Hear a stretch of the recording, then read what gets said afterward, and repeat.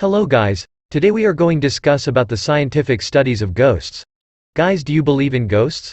Some people say they have experienced paranormal activities, and according to scientists there are no paranormal senses exists. Then who's right? So in today's video we will know about ESP and second sight. The concept of extrasensory perception, ESP, implies that not all perception is dependent upon known physical sensory systems. Extrasensory perception, or ESP, also called sixth sense, is a claimed paranormal ability pertaining to reception of information not gained through the recognized physical senses but sensed with the mind.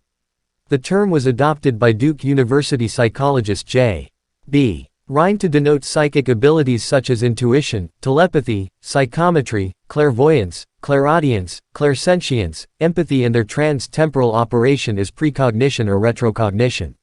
Second sight is a form of extrasensory perception, whereby a person perceives information, in the form of a vision, about future events before they happen, precognition, or about things or events at remote locations, remote viewing. There is no evidence that second sight exists. Reports of second sight are known only from anecdotes.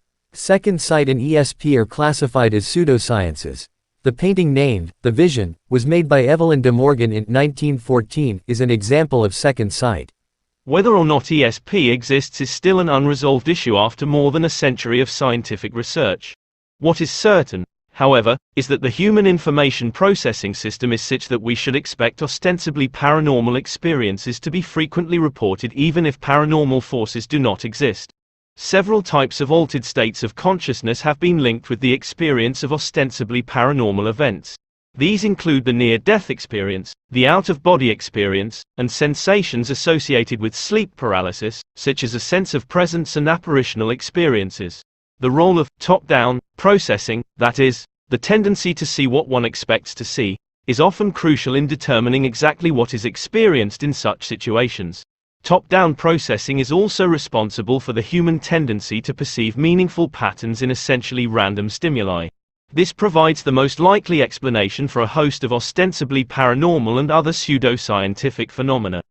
These include the so-called electronic voice phenomenon, in which spirits are said to communicate via tape recorders, subliminal persuasion techniques, such as backward masking, which supposedly involves the embedding of reversed speech satanic messages in rock music, and pareidolia, an illusion in which a vague or obscure stimulus is perceived as a clear and distinct image, e.g., the face of Mother Teresa in a cinnamon bun. However, such biases are not restricted to the world of the, apparently, paranormal, and their effects are also to be found in the history of science. Examples of pathological science, in which eminent scientists have been led astray by such biases, will be provided, e.g., the canals on Mars and the discovery of N-rays. Steady progress has been made in understanding the mechanisms of perception from the early studies of Sir Isaac Newton to the present day. Perception is now generally assumed to involve both bottom-up and top-down influences. Physical energy in various forms impinges upon sensory detectors in the eyes, ears, and other sensory channels and is converted into electrical impulses within the nervous system. The information is relayed to specialized areas of the brain, and then a miracle occurs: we consciously experience the sights and sounds of the outside world.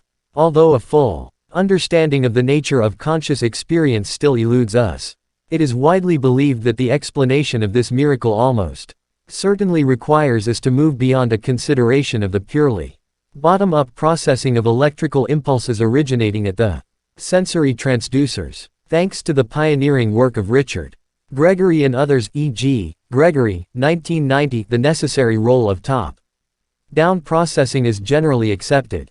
Top-down influences on perception reflect our pre-existing knowledge, beliefs, and expectations about the world. An appreciation of the influence of top-down processing helps not only to explain the means by which the mind perceives the outside world in a generally veridical manner, but also those rare occasions when the mind is deceived by illusion and hallucination.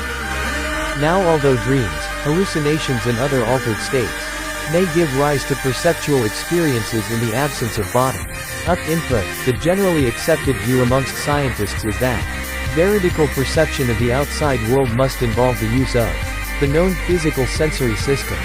However, many non-scientists simply do not believe this. Opinion polls repeatedly show high levels of belief in the general population in a form of perception that relies upon no known sensory channels, that is, extrasensory perception (ESP).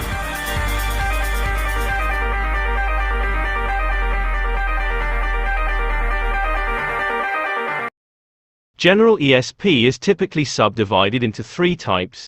1. Telepathy, that is alleged direct transference of thoughts. 2. Clairvoyance, that is alleged awareness of remote objects or events other than by use of the known sensory channels. And 3. Precognition, that is alleged knowledge of events before they occur, other than as a result of inference. In a poll of a representative sample of 1,000 people across the UK reported by the Daily Mail in 1998, 47% said they believed in telepathy and 14% said they had direct experience of it. With respect to precognition, 40% believed in precognitive dreams, with 19% reporting direct experience of them. Unfortunately, data were not presented relating to clairvoyance, but in a similar poll of an American sample in 1991, 26% expressed belief in clairvoyance and a further 23% were not sure. Gallup and Newport, 1991.